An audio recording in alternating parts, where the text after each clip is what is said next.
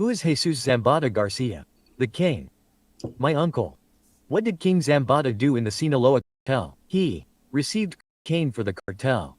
What did you do after Another thing, his brother-in-law was a beloved member of the family, and he was really close to Vicente. Vicente really respected him, and the Real Felix organization murdered him. And that's why it's kind of hard. I just don't ever see that Real Felix and Mayo Zambada ever like just calling things a truce, because it's like so much bad blood. There's so many other stories that I could go into between families and families that got really reckless, got really violent, and they killed a lot of family members and good friends of one another. So deep rooted problems. I don't ever see them, just saying it's okay. We're gonna let things go. Um, and but this is what basically the Mexican judges have been. coordinating drug shipments in Cancun? My father asked me to go to Culiacan because the war against the Arellano Felix had begun. He explained to me that the Arellano Felix had promised to kill more members of our family, including me. Vicentillo reported what everyone knew. His father taught him what he knew about the drug trafficking business, and it was with the authorization of the mayor that Vicente participated in meetings with the other cartel partners. Was there any reason why your father wanted you to get involved in the drug business? Yes, because I was the firstborn.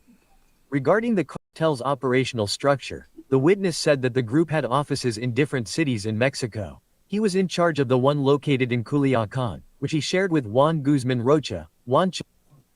All right, just that says everything. Okay, Culiacan being the capital of what the drug cartel world what has been for decades. Of course, there's been different cartels that are strong, but as part of the Sinaloa cartel, the Pacific cartel, like that's like the prize, right? Plaza to have, and he was in charge of it. Well, the next person he's gonna mention here is Juancho, and um, it's laughable because we've talked about people like El Primo, right? From Detroit, and different people that come in and say how there are these big figures in the drug cartel and this and that. But as Vicente's going to mention in this at trial, is that the organization as a whole, which was like the executive staff, it's not big, but right here he mentions Wancho, who was a very good friend of my brother and I, who's a associate of ours, who was a supplier, a friend, and who was Chapo's cousin.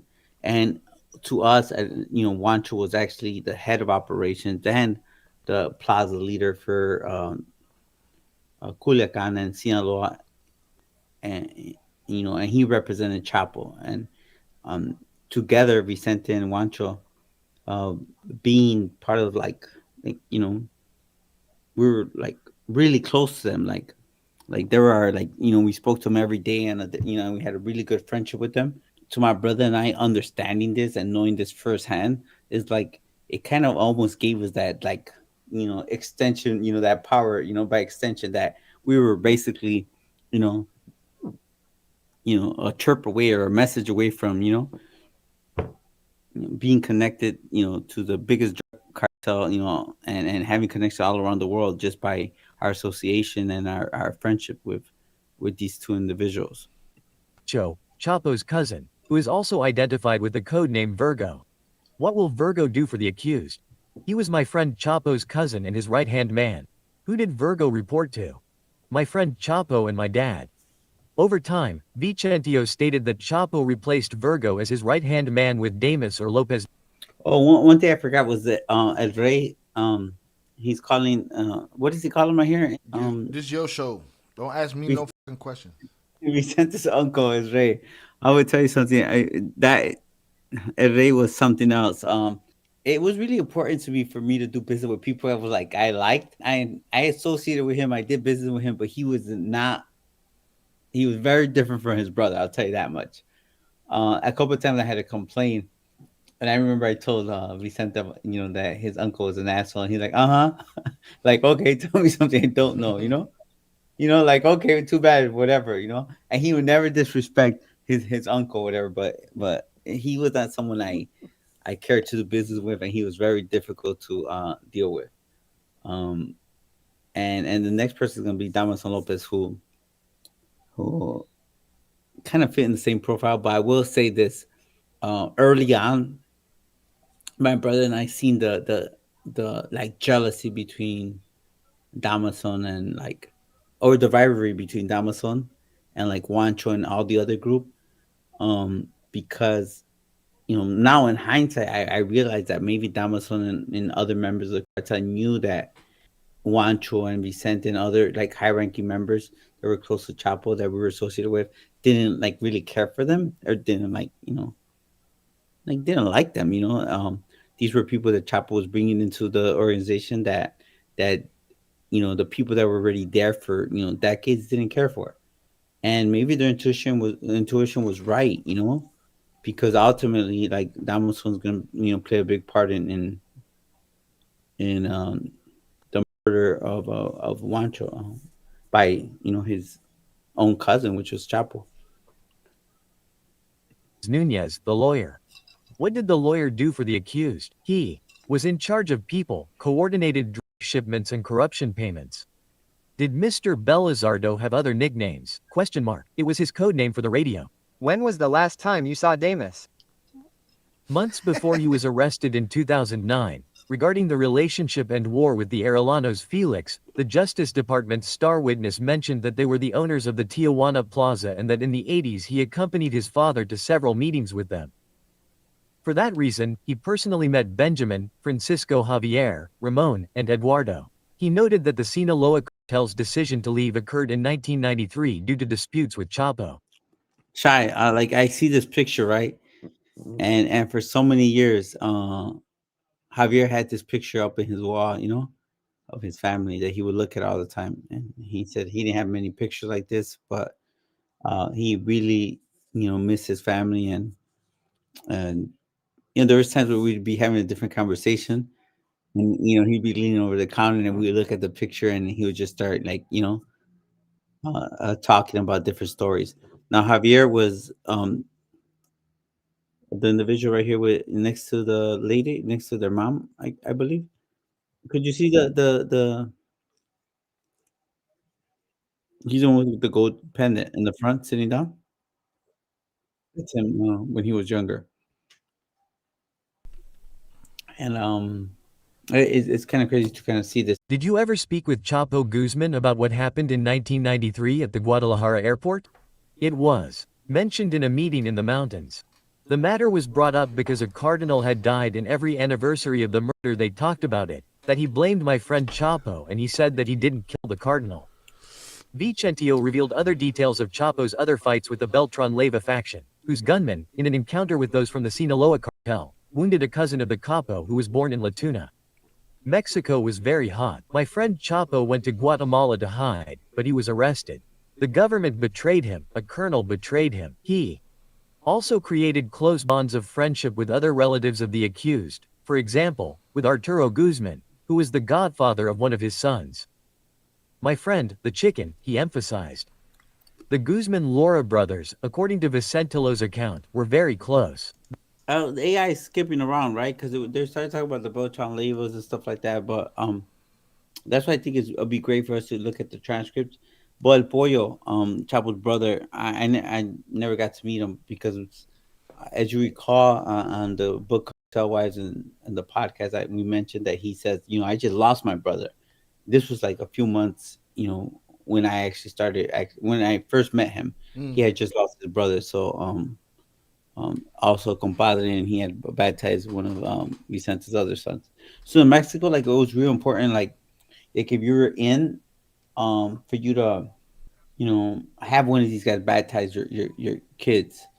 And I remember even Chapo asking, like, we're gonna become compadres and stuff. And I remember, like, later on, like, me and Peter and our, and the girls talking about it, like it almost, like, when we were there, it almost was like tempting, and was always like, damn, that would be crazy, to have these people like baptize your kids. But at the same time, we always be like, that's the worst shit you could do. You get me? To your own kid, like, and, we are religious, but at the same time, it's like most of them people do it for clout. You get me? Shy? And it's like who would we, like it's weird because we were in and we would actually think about it, but then at the same time we'd be like, yeah, all right, we took that seriously, That's why, when Chapo was arrested in Guatemala, the chicken and his cousins Arturo, Alfredo and Hector Beltran Leyva, in addition to the Mayo, took over his businesses. My friend Pollito lived in Acapulco. Arturo Beltran Leyva controlled that area. He recalled, adding that El Pollo and El Mayo were also friends, since Chapo's brother was godfather to one of the sisters when she turned 15. He mentioned the That I didn't know. So I guess El Pollo was the godfather of one of Mayo's daughters. death of Amado Carrillo Fuentes in 1997 as a turning point for the drug trafficking. El Mayo authorized his people in charge of relations with the Juarez cartel, Armando, El Corral, to reach an agreement with the viceroy. The prosecutor, copying her colleague's strategy of jumping between moments and dates, asked El Vicentillo about a meeting of drug lords held in Gomez Palacios, Durango, in early 2002, after Chapo escaped from the Puente Grande prison. We met Arturo Beltran Leyva, Miseroy, with Chapo and my dad at a house we owned, the witness said. At that meeting, Vicentillo said that the drug lords agreed on cooperation in the purchase of Colombian cocaine and on the restructuring of control of the markets as a result of Amado Carrillo's death. When did the relationship with Vicente Carrillo Fuentes change? Early 2003. What significant event occurred in 2004? Rodolfo Carrillo Fuentes was killed. Who made the decision to? As you recall, remember that conversation we had with Primo, where he had all his dates all messed up. This was the initial war that started with between the Juarez cartel and the Sinaloa cartel, and it was because of this man on the screen, Rodolfo Carrillo Fuentes, which was Amado Carrillo's brother. He was in charge of the well, he was in charge. They control Juarez, but he represented the Juarez cartel in Sinaloa, and from my understanding, he still wore that shirt or whatever of his brother, and he was a killer himself, and basically he thought he was the boss of a boss of bosses like his brother was, and he would pick up people and tie them up and torture them or kill them.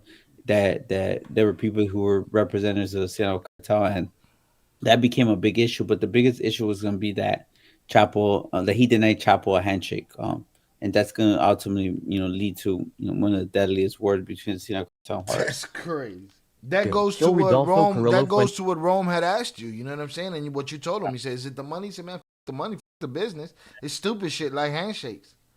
Yeah. And, something to just point out is that no one was ever short of money, Shy. Like money wasn't the problem. You know what I mean? They're very everyone who was a part of those organizations, especially the bosses and these people, money to them is different. You lose here one day, but tomorrow you make more money than anyone would ever see in 20 lifetimes. It's different. You get me? Right. So money wasn't an issue. Like I tend to whoever controls the trade controls the money. That's BS. You know what I mean? Their money's different. One handshake, one deal is like enough money for a lifetime for anyone. You get me? Fuentes, my father and Chapo. The witness identified the black man and the ghost in charge of Guzmán's security as the executioners of Becerro's brother. They killed him because they had problems with Chapo's people who operated in Abelardo. Rodolfo's The person that actually killed, basically gave the last shot to Rodolfo was actually Chapio Lomas, who we talked about in the book, who was an associate of ours, who actually was the one that kidnapped my brother at the time. So gunmen were killing Chapo's people and those they wanted to get out of the territory. Vicente Zambada Niebla stated that before the murder occurred, he and his father hosted 4 meetings between Guzmán Lora and the Carrillo Fuentes brothers to try to resolve their differences and bloodshed. Oh, hey Jay, can you point out our rats? There you go. Hey, okay, here I'll point them out for you. Anyone that's mentioned on this video is a rat. Everyone mentioned in that video is a rat. All right. Anyone and everyone, including the ones that are dead. Before I move on, this says Eddie Gonzalez says, "Soul Jay, are you saying in Mexico is just Ratland? I'm just saying in the cartel is Ratland.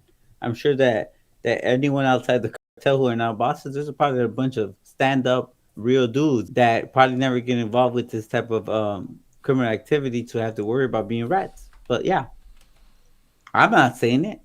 I'm letting you hear it. It's actually a rat, what you call a rat on the stand, talking about a bunch of other rats. So you tell me. Rodolfo kept killing my friend's people or throwing them into the government. Mr. Rios, Jesus Rio Felix, the accused's operator, We're looking at Vicentillo's day one of testimony told by a processor reporter using AI, and this is like accounts of his observations during the Chapo trials. was arrested by the army at Nabalato's offices. They told us that the Carrillo Fuentes had turned him in. The witness indicated that in order to find an urgent solution, another meeting was held with the Carrillo Fuentes. The May, the Blues, and Chapo were also present as mediators. Rodolfo wanted to plead and let his boss, who was my namesake, Vicente, speak. He spoke very badly about my friend Chapo and his people. The Blues left the meeting. Chapo wanted to kill Rodolfo. Given the failure of that meeting, Chapo, with the support of the Blues, asked the May for authorization to eliminate Rodolfo. Vicentillo said, "I'm with you." My dad told him, "Comrade Chapo, go ahead. We have to kill Rodolfo." So right here, you just heard saying that Vicente said that Chapo was, Azul's organization, which Azul didn't have a plaza, but he had respect. So there's a lot of difference. Like a lot of times you hear about these people like Mayo Chapo, Dariano Felix, Mencho. Like these are all people who have a bunch of people and plazas. And Azul had a organization, but it wasn't as people may think like plaza people. You get me? His organization was just his own, but he didn't care to be in a specific city, a specific area, but he trafficked massive amounts of drugs, and he had a lot of respect, and he was considered to be someone who always opted for friendships other than violence, but they respected him, and he had a lot of connection with the government. And it states that Vicente says that him and Chapo were together on how they felt Vicente Carrillo, which was the Juarez cartel, and Rodolfo disrespected their organization, and they wanted to take Rodolfo Carrillo Fuentes out, which was the younger Carrillo Fuentes, and they asked for permission to El Mayo. Okay, now to everyone around the world or all these experts, they would say, well, the fact that he's asking for permission is like it shows who's number one, who's number two, who's number three. But it's not like that. It's just a form of respect, like saying, look, this is the decision we want to make, but we can't make it unless you're in agreement with it because it's going to affect everyone. And that's how they function. It's not like a top to bottom type of tier of leaders. It's more of a linear kind of a linear graph. What do you call it, Shai? Like, a linear type of leadership. To Joaquin Guzmán's stay in Puente Grande, the prosecutor questioned the witness about whether he knew that the accused communicated with his subordinates from his cell. Yes, he gave instructions to El Pollo by phone, and while he was in Puente Grande, El Chapo lacked nothing. Damas or Lopez and another guard were in charge of that.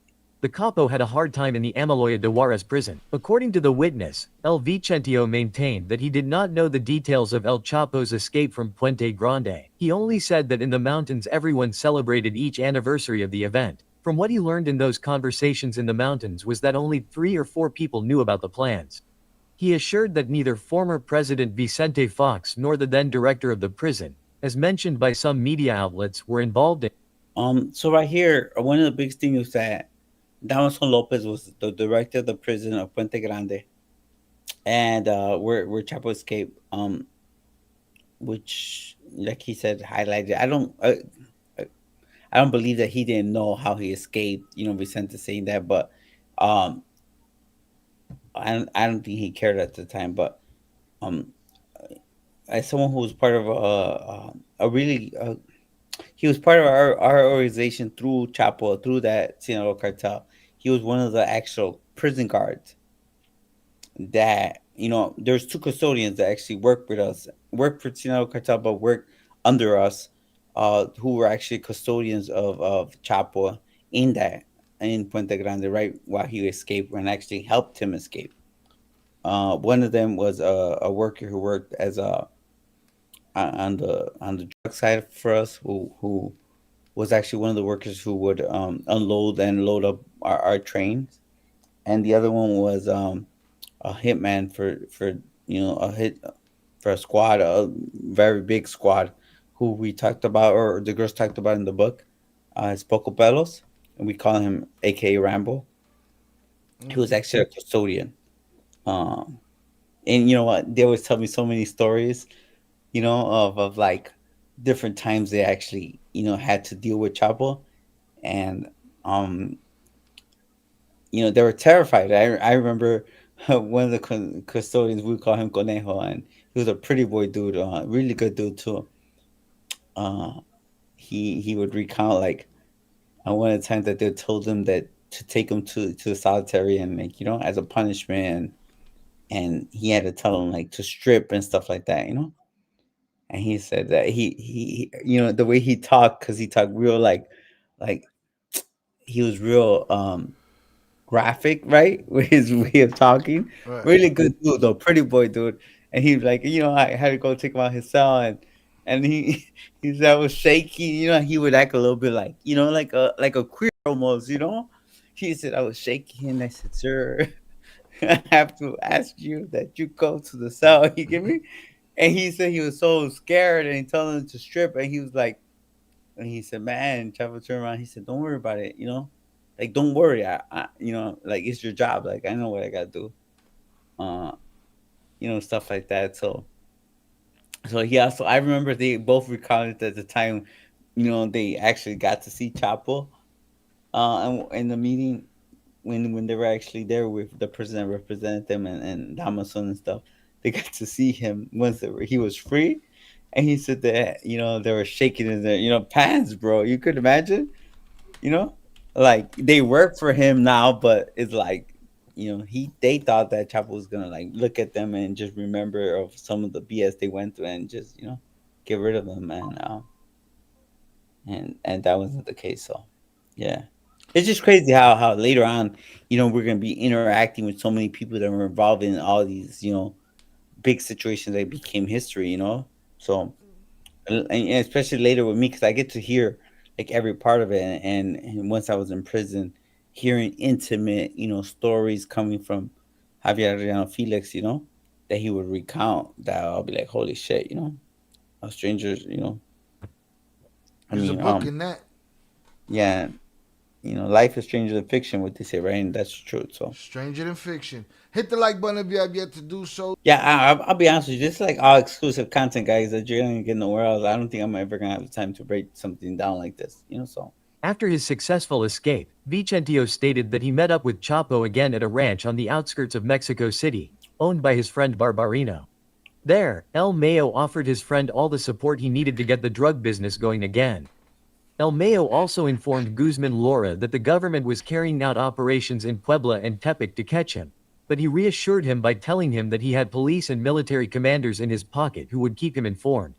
El Mayo sent his pilot, Patricio Solano, to return Chapo to Culiacan in a helicopter without a rotor on the back. That helicopter was the one that Jorge Milton Cifuentes Villa allegedly gave Chapo. Who's the blue one? The prosecutor asked. My father's friend since the 70s and 80s and Chapo's friend. Who exactly did Chapo?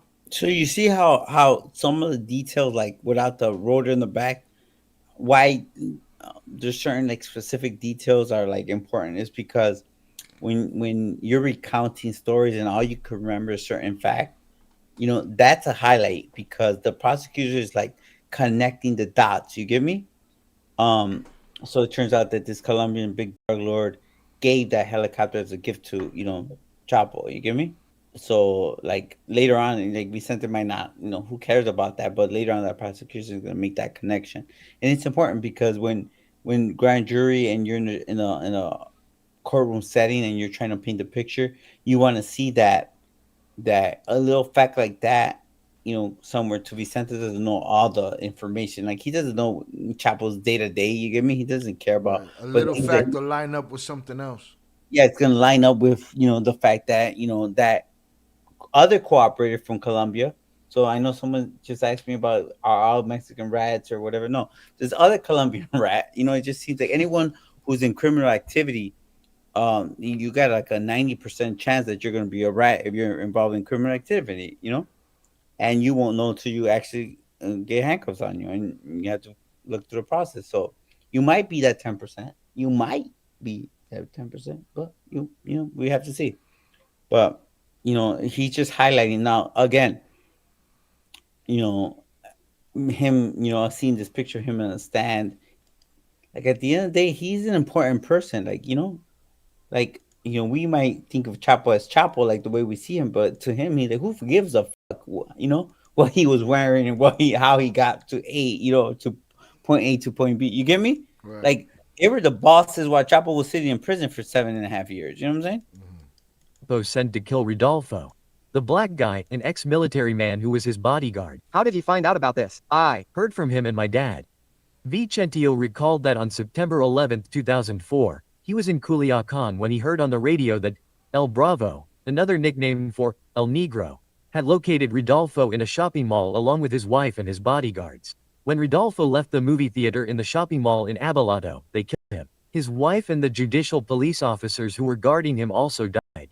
Pedro Perez, commander of the Sinaloa. So that was a really famous shootout in one of the malls in Culiacan where, like, even when I was there, there's still bullet holes on the walls and stuff like that. And Rodolfo was such a, like, he had a lot of juice there that he had waiters, on the payroll and people that worked at the movie theater, because they said when they started, when they sent the operation to get rid of him, they didn't think it was gonna be an easy operation, but they figured, okay, we got him, unprotected. I think he had like 6, 8 bodyguards with him. And when they attacked, he said that they had shooters coming out of everywhere, that they had to actually call for backup. And there's a bunch of their really big important cells that got involved in carrying out that hit. And it lasted for, like, I want to tell you, at least an hour or so, and longer than an hour or something like that. Judicial police was wounded in the leg. Vicentillo pointed it out. He said that he was the one who, with bribes, calmed the judicial police down because of the collateral damage caused by Rodolfo's execution. Who is the ghost? An ex-military man. What happened to El Pollo? They killed him while he was a prisoner in Toluca, in the Altiplano prison. He was murdered inside the prison on December 31, 2004. My dad told me, and his government contact told him. An hour before he was murdered, I spoke to him. I was the last person he spoke to. Vicentillo said that from 2001 to 2009 he was in charge of all of El Mayo's business. My uncle Ray received the pipes at some warehouses he had in Mexico City, and from So just to make it clear, look what he said. From 2001 to 2009, he was in charge of all of his business. You get me? And like I said before, like, AKA, he's the boss. You get me? there, using other pipes, he sent the cocaine to Culiacan. But When they're talking about pipes, they're talking about gas pipes, fuel pipes. That's what they call them. his father El Chapo's Colombian partners, the witness named Chupeta, also his compadre. He said the 33rd, I baptized one of his sons, one of his 33 Chupeta was a Colombian lord. He was one of the bosses for the Norte de Valle cartel, which was considered to be called the super cartel.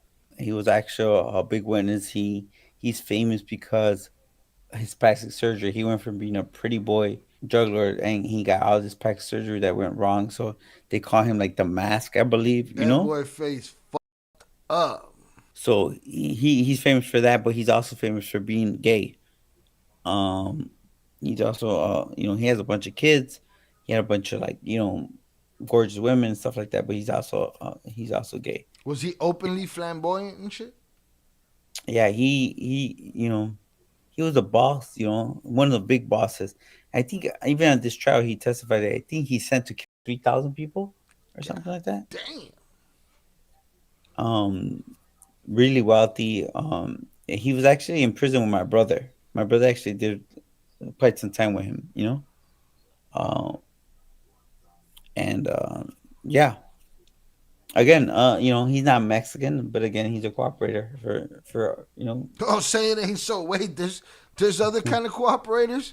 Yeah, Oh you man, know, one in every who fucking two criminals is a cooperator. Enough with the fucking questions. yeah, whoever was that person who asked it. Zoraida has a good question. Gas pipes like Pemex gas pipes or just rug lingo? No, like what we call them pipas, we're calling like fuel tankers. They could be. You won't put Bamex on them. We'll put whatever All whatever it right, but was. yeah, And they this got dope in them though. Okay, bet. but That's those are really good pipes. Like none of them. I never seen one of those pipes being busted in the U.S. mhm. So I know they exist, but in Mexico, for this organization, especially for Sinaloa, like that was one of the main ways you could transport Right. big quantities of drugs.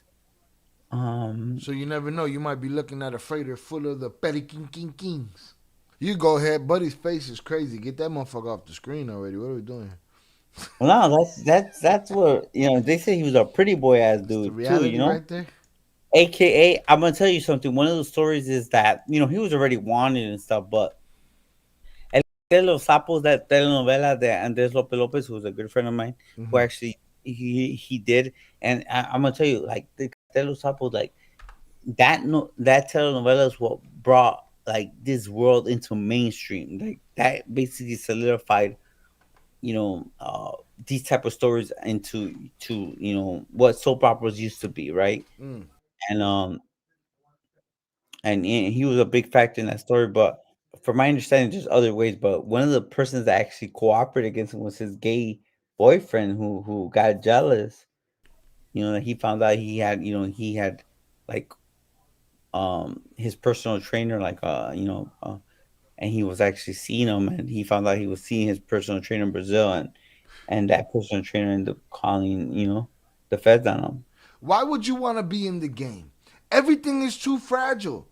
It's not even about money. It's not about life. It's not about revenge. It's about petty shit like somebody did this or somebody cheated on me or somebody. Why the be in the game when everything is just one straw away from falling apart? It's a Taj Mahal made of matchsticks, man. You pull one of the motherfuckers out and it's a wrap. There's no cushion for a man's ego. Listen, human beings have been destroying empires over egos for 1,000,000 years. That's just it. Yeah, and you know what? And I always say, like, I don't think me and my brother ever had ego like that. That's what kept us, like, you know, surviving and stuff, even to this day. Like, but 100%, I've seen it firsthand, even from the most humble people. It's the destruction of mankind. I will say, egos, and it's a shame.